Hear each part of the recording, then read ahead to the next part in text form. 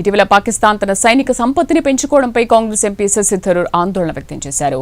నిన్న మొన్నటి వరకు డ్రోన్లు, రాకెట్లు, క్షిపణుల వ్యవస్థలకే పాకిస్తాన్ సైన్యం పరిమితమైందని ఆయన పేర్కొన్నారు. కాగా తాజాగా సూపర్సోనిక్ టెక్నాలజీపై పాకిస్తాన్ ప్రత్యేక దృష్టి పెట్టిందన్నారు. ఈ పరిణామాలన్నీ భారత్కు ప్రమాద ఘంటికలు మోగిస్తున్నాయన్నారు.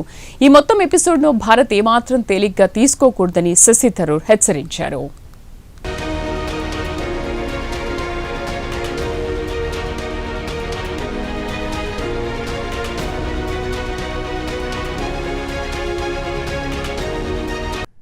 పాకిస్తాన్ ఇటీవల కాలంలో సైనిక సంపత్తిని పెంచుకోవడంపై దృష్టి పెట్టింది. ప్రధానంగా ఆపరేషన్ సింధూర్ తర్వాత ఆయుధాలను పోగేసుకోవడంపై ప్రత్యేక దృష్టి పెట్టింది.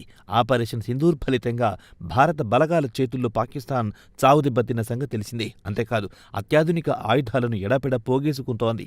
అలాగే ఇటీవల కాలంలో హైపర్సోనిక్ క్షిపణి వ్యవస్థలను అభివృద్ధి చేసుకోవడాన్ని ఒక ఉద్యమంగా తలెత్తుకుంది.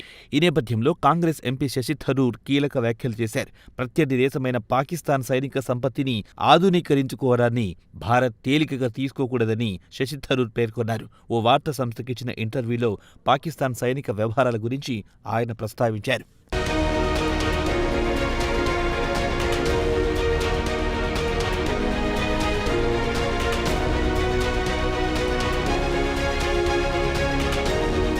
పాకిస్తాన్తో భారత్కు గతంలో అనేక అనుభవాలున్నాయని ఆయన వెల్లడించారు. ఈ అనుభవాల నేపథ్యంలో ఏ పరిస్థితి ఎదురైనా ధీటుగా బదులివ్వడానికి భారత్ సదా అప్రమత్తంగా ఉండాల్సిన పరిస్థితులు నెలకొన్నాయని శశి థరూర్ పేర్కొన్నారు. అంతేకాదు నిన్న మొన్నటి వరకు డ్రోన్లు, రాకెట్లు, క్షిపణుల వ్యవస్థలకి పాకిస్తాన్ సైన్యం పరిమితమయ్యిందని ఆయన వ్యాఖ్యానించారు.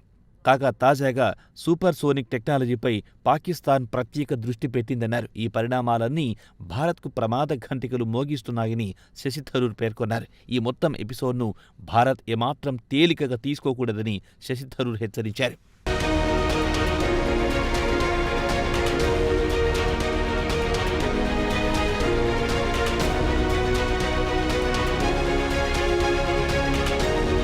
ఈ సందర్భంగా పాకిస్తాన్ రాజకీయ వ్యవస్థ గురించి కూడా ఆయన మాట్లాడారు. పాకిస్తాన్ పేరుకు ప్రజాస్వామ్య దేశమైన అక్కడ రాజకీయ నాయకులకు ఎటువంటి అధికారాలు లేవని శశి థరూర్ కుండబద్దలు కొట్టారు. పాకిస్తాన్లో సర్వ అధికారాలు సైన్యం చేతుల్లోనే కేంద్రీకృతమయ్యాయని ఆయన వెల్లడించారు.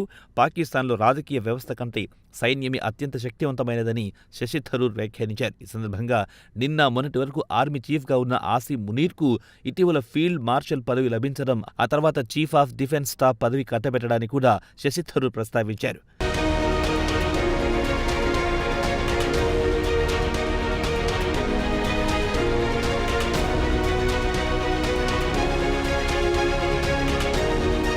అంతేకాదు పాకిస్తాన్ బడ్జెట్లో సగానికి పైగా రక్షణ రంగానికి కేటాయిస్తున్న విషయాన్ని కూడా ఆయన ప్రస్తావించారు. దీంతో విద్య, వైద్యం, రవాణా వంటి కీలక రంగాలకు నిధులు కేటాయించడానికి అవసరమైన డబ్బులు పాకిస్తాన్ పాలకుల దగ్గర లేకుండా పోయాయన్నారు. అంతిమంగా ప్రపంచ పటంపై పాకిస్తాన్ ఒక పేదరిక దేశంగా మిగిలిపోయిందన్నారు ఆయన. ఈ నేపథ్యంలో విదేశాల నుంచి అలాగే IMF వంటి అంతర్జాతీయ ఆర్థిక సంస్థల నుంచి వచ్చే అప్పులపైనే ఆధారపడి పాకిస్తాన్ మనుగడ కొనసాగిస్తోందని శశి థరూర్ వెల్లడించారు.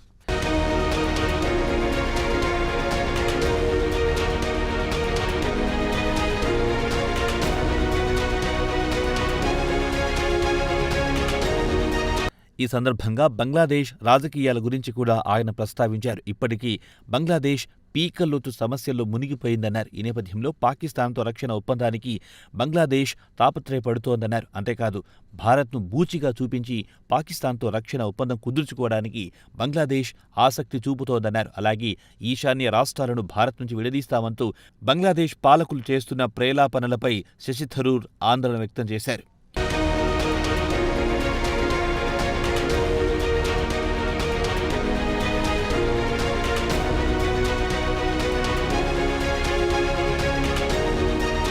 ఏదేమైనా పాకిస్తాన్ సైనిక వ్యవహారాలపై భారత్ అనుక్షణం ఓ కన్నేసి ఉంచాలన్నారు కాంగ్రెస్ ఎంపీ శశి థరూర్.